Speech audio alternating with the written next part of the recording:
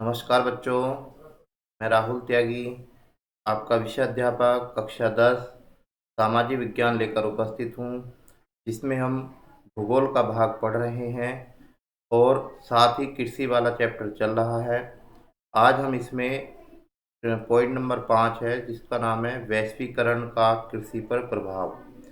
वैश्वीकरण का कृषि पर प्रभाव, ठीक है। यानी ये वो प्रक्रिया है जिसने कृषि को वास्तव में बदल कर रख दिया है। ठीक है बच्चों, कहते हैं भूमंडलीयकरण अथवा वैश्वीकरण कोई घटना नहीं है, परंतु उपनिवेशिक काल से यह भारतीय अर्थव्यवस्था को प्रभावित कर रहा है। कहते हैं भूमंडलीकरण क्या होता है? पृथ्वी पर बदलाव। ठीक है। वैश्वीकरण होता है पृथ्वी पूरी विश्व पर बदलाव।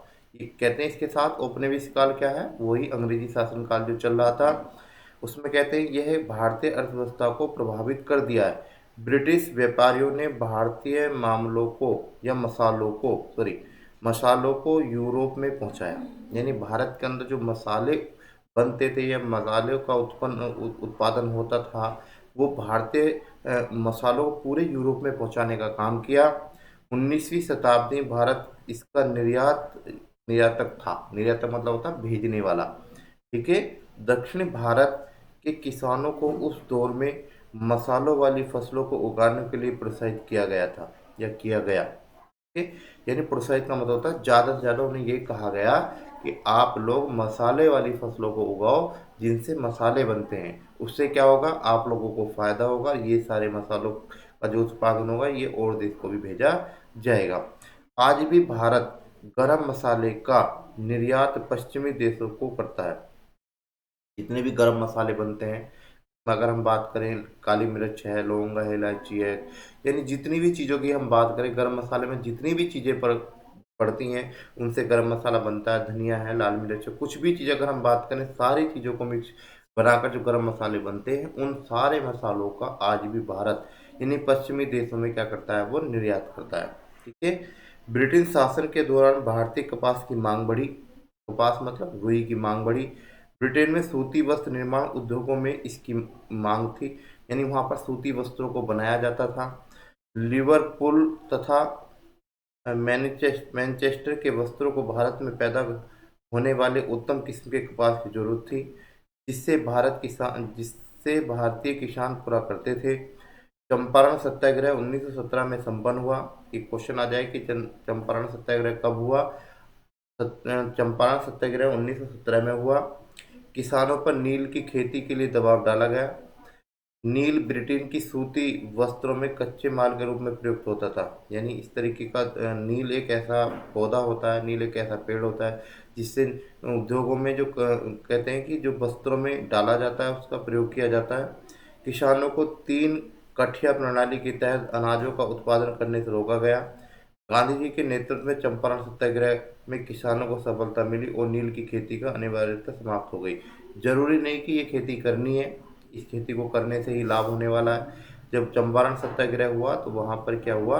इस नील की खेती को अनिवार्यता जो थी वो समाप्त कर दी गई कि जरूरी नहीं है खेती करनी है। ठीक है बच्चों। इसके बाद वैश्वीकरण वर्ष 1990 में भारतीय किसानों के लिए एक चुनौती बनकर सामने आया। चावल है, कपास है, रबड़ है, चाय है, कॉफ़ी है, जूट, मसालों को सिर्फ उत्पादन के मामले के बावजूद भारत कृषि के वैश्वीकरण को चुनौती का सामना करने का तथा विकसित देशों से स्पर्धा करने में असमर्थ था। कहने का मतलब इतनी सारी चीज़ें उगाई जा रही थी, जिसमें चावल भी था, कपास भी थी, रबड़ भी थी, चाय भी, कॉफ़ी भी, जूट भी, मसाले भी। इनके बावजूद भी भारत वैश्वीकरण के मामले में चुनौती नहीं दे पा रहा था और देशों को प्रतियोगिता से बाहर हो जाता था बार बार, क्योंकि पश्चिमी देशों में कृषि को विविध रूपों में अत्यधिक सब्सिडी प्राप्त थी। यानी सहायता प्राप्त थी। उन्हें सरकार सहायता देती थी, किसानों को ज़्यादा से ज़्यादा सहायता दी जाती थी। इस कारण वो किसान अपनी कृषि को और ज़्यादा उत्पादन करने में सफल होते थे। वर्तमान समय में भारतीय कृषि और भारत का किसान दोहरे पर खड़ा। यानी भारत की जो कृषि और जो किसान है, दोनों एक ऐसी जगह पर खड़े हैं जिनके लिए कोई रास्ता नहीं है। भारतीय कृषि को यदि सक्षम और लाभदायक बनाना है तो सीमांत तथा छोटे किसानों के इसी सुधार पर जोर देना होगा। यानी वो किसान जो बेचारे छोटे हैं, थोड़ी खेती करते हैं, थोड़ी उनके पास कृषि है, इसलिए उन किसानों के सुधार में ज़रूरत है। ऐसे किसानों की सहायता की आवश्यकता है, इसलिए सरकार ऐसे किसानों को अगर सब्सिडी जैसी सुविधा मुहैया कराए तो शायद उन्हें भी लाभ हो सकता है। अब कहते हैं हरित क्रांति के दबाव और वादे विवादों में घिरे हैं। यह आरोप लगाया जाता है कि हरित क्रांति के दौरान अत्यधिक रासायनिक उर्वरकों के प्रयोग ने जैविक विविधता को विनष्ट करने की प्रयोग गति दी है। यह भूमि निम्नीकरण के भूमि निम्नीकरण के माध्यम से हुआ है। कहते हैं जब हरित क्रांति का प्रकोप आया, हरित क्रांति का दौर चला, तो उसमें क्या हुआ कि भाई रासायनिक चीज़ों का प्रयोग होने लगा, बहुत सारी नई नई किस्म की फसल उगाई जाने लगी। उससे क्या हुआ, जो रासायनिक उर्वरक हैं, जिससे अगर हम बात करें खाद है, खाद में अगर यूरिया की बात करें, वो सारी चीज़ें क्या हैं, वो हमारी जैव विविधता को विनष्ट करने का काम कर रही हैं। यानी उस मिट्टी की जो भी ताकत है उसे समाप्त करने का कार्य कर रही हैं। जीन क्रांति एक सांकेतिक शब्द है जिसमें जेनेटिक इंजीनियरिंग शामिल है। यानी यो जीन जीन की अगर बात करें तो जीन्स का शब्द हो सकता है। जेनेटिक इंजीनियरिंग बीजों की नई संकर किस्मों के निर्माण की प्रक्रिया है जो एक सशक्त रूप में उत्पादकता वृद्धि को सबल प्रदान कर रहा है। कहते हैं कि जेनेटिक जो इंजीनियरिंग का बीज, इसका मतलब क्या होता है, नई नई बीजों का निर्माण करना, नई नई किस्म के बीजों का निर्माण इस प्रक्रिया में किया जाता है और ये उत्पादन करने में बहुत लाभकारी होता है। मान लीजिए कोई भी फसल है, उसके नए नए तरीके हो, ये नए नए बीज उसके पास हो, तो वो जो नई फसल होगी तो उसके बहुत सारे रूप देखने को मिल जाएंगे। क्या आप भारत के व्यापक रूप में प्रचलित अनुवांशिक रूपांतरित बीजों से संबंधित फसलों के नाम बता सकते हैं? ऐसी बहुत सारी फसलों का नाम आप लोगों को ढूंढना है और ढूंढने के बाद आपको ये बताने का प्रयास करना है कि ऐसी कौन सी फसल है जिसके रूपांतरित ये नाम बदला हुआ है, उसके बाद उसके बीजों को माध्यम से खेती की जाती है। कहते हैं कार्बनिक कृषि, जैव उर्वरक आधारित कृषि अथवा ऑर्गेनिक कल्टीवेशन यानी आजकल प्रचलन में है। यह कृषि कारखानों में बनने वाले रासायनिक उर्वरक के बिना की जाती है। इन्हीं पर्यावरण कृषि का नकारात्मक असर नहीं होता।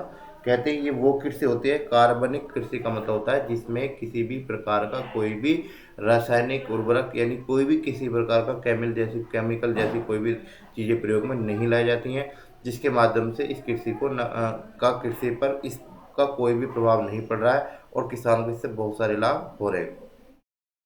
इसके बाद इसमें देखते हैं, कहा जाता है कि हाँ, सारी बातें इसमें आकर चलते हैं, इसमें देखने का प्रयास करते हैं कि भाई किस प्रकार से इसमें कहा जा रहा है कि अर्थशास्त्री मानते हैं कि बढ़ती जनसंख्या के कारण एवं छोटे जोतों के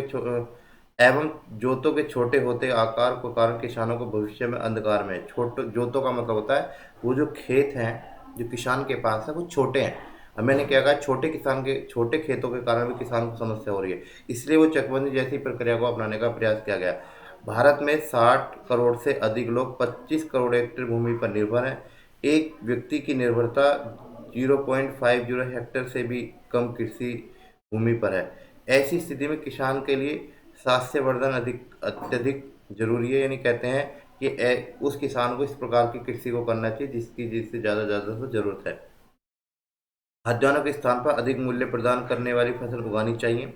एक जैसे खाने वाली वस्तु की जगह कोई और फसल उगा ले जिससे उसे ज़्यादा लाभ हो सके, जिसमें किसान की आय में वृद्धि हो, किसान की आय बढ़े। पर्यावरण निम्नीकरण से बचाव करने के लिए औषधि पौधे, फलों एवं सब्जियों को उगाने पर ध्यान देना जरूरी है। बायोडीजल फसलें, कहते हैं जेट्रोफा, जेजोवा इत्यादि आमदनी की तेजी से बढ़ सकती है। कम सिंचाई की जरूरत वाली फसलें बोएं जिसमें गन्ना है, दालें हैं इत्यादि पर भी जोर दिया जा सकता है। इस प्रकार की फसलों पर भी जोर दिया जा सकता है जिसमें कम पानी की आवश्यकता होती है। इसके बाद ठीक है, भारत में कीमती फसल उगाने के लिए जलवायु विविधता मौजूद होती है। इसका लाभ उठाना अनुकूल प्रक्रिया हो सकती है। अगर मान लीजिए कोई ज़्यादा से ज़्यादा कीमती यानी कीमत वाली फसलों को उगाना चाहता है तो उस पर जलवायु देखनी होती है, किस तरीके का वातावरण होता है, उसके आधार पर वो अपनी कृषि को उगा सकता है। अनुकूल प्रक्रिया के अनुसार ही उगा सकता है क्योंकि उसे लाभ लेना है। ठीक है बच्चों, इस प्रकार से ये चैप्टर आपको यहाँ पे समाप्त होने वाला है। कहते हैं खाद्यान्नों की जगह उच्च मूल्य वाली फसलों को शस्य प्रारूप परिवर्तन का अर्थ यह होगा कि भारत के खाद्यान्नों का आयात करना होगा। भारत में 1960 के दशक में भारत इसे झेल चुका है, किंतु यदि हम उच्च मूल्य वाली फसलों का उत्पादन करते हैं तो हमें पहले चिली, इजराइल, इटली जैसे देशों के अनुकरण करना होगा। इटली ने फल, शराब, जैतून के उत्पादन पर ध्यान दिया और इसके निर्यात पर धन कमाया। खाद्य पदार्थों का आयात का खतरा मोल लेकर इन देशों की तरक्की की है। यानी वो ऐसे देश हैं, इन देशों के आधार पर हम भी अपने इन फसलों को उगा सकते हैं और इसके माध्यम से हम आयात निर्यात कर सकते हैं, जिससे हमें भी लाभ हो सकता है। ठीक है बच्चों, इसके बाद कहते हैं, और इसमें पाठ का सारांश क्या कहा लास्ट में, भारतीय अर्थव्यवस्था कृषि पर आधारित है, सभी जानते हैं। भारत में कृषि का विस्तार अत्यधिक है। यहाँ विभिन्न प्रकार की कृषि प्रणालियों को अपनाया जाता है। आधुनिक तकनीकी के माध्यम से कृषि पर अत्यधिक विकास हुआ है, किंतु बढ़ती जनसंख्या के लिए खाद्य सुरक्षा मुहैया कराना आज की आवश्यकता है। यानी अगर जनसंख्या बढ़ रही है तो खाद्य सुरक्षा बहुत जरूरी है। पोषक तत्वों वाली जो भोजन है वो उन सभी व्यक्तियों को मिलने चाहिए, ये बड़ी आवश्यकता है। सरकार द्वारा प्रौद्योगिकी तथा अवसंरचना में सुधार की प्रक्रिया लगातार चलती जा रही है, जिसका लाभ कई क्षेत्रों में देखने को मिल रहा है। आप भी देख रहे हैं। आगे भी इसके सकारात्मक प्रभाव के रूप में उत्पादन वृद्धि को देखा जा सकता है। यानी आज भी अगर बात करें कि भाई जब प्रौद्योगिकी की और प्रौद्योगिकी मतलब फैक्ट्री जैसी की संरचना हुई है, उसके माध्यम से बहुत सारे कच्चा माल उसमें जाने लगा है, उसके माध्यम से वो पक्का माल बन के आ रहा है। इससे किसानों को बहुत सारा लाभ हो रहा है और रोजगार का साधन भी बनकर आ रहा है। इसलिए इसके उत्पादन में वृद्धि हो रही है, जिसका ज़्यादा मांग बढ़ रही है तो वो चीज़ बढ़ रही है। इसलिए कृषि भारत की अर्थव्यवस्था पर आधारित है, और अगर हम अर्थव्यवस्था को मजबूत करना है तो कृषि पर आधारित रहना ही होगा, क्योंकि कृषि के आज भी लगभग 55% लोग हैं जो कृषि पर आधारित है और कृषि कर कर अपना रोजगार प्राप्त कर रहे हैं। इसलिए कृषि जैसी व्यवस्था को मजबूत बनाना होगा, देश की अर्थव्यवस्था को मजबूत बनाना होगा। इसलिए हमने ये पूरा प्रक्रिया, पूरा चैप्टर इस कृषि के बारे में हमने पढ़ा है। सभी बच्चे ध्यान से इस चैप्टर को समझने का प्रयास करेंगे। जितनी भी वीडियो इस चैप्टर में बनाई गई हैं उन सब वीडियो को बार बार देखें तो चैप्टर आपको आसानी समझ में आ जाएगा। धन्यवाद।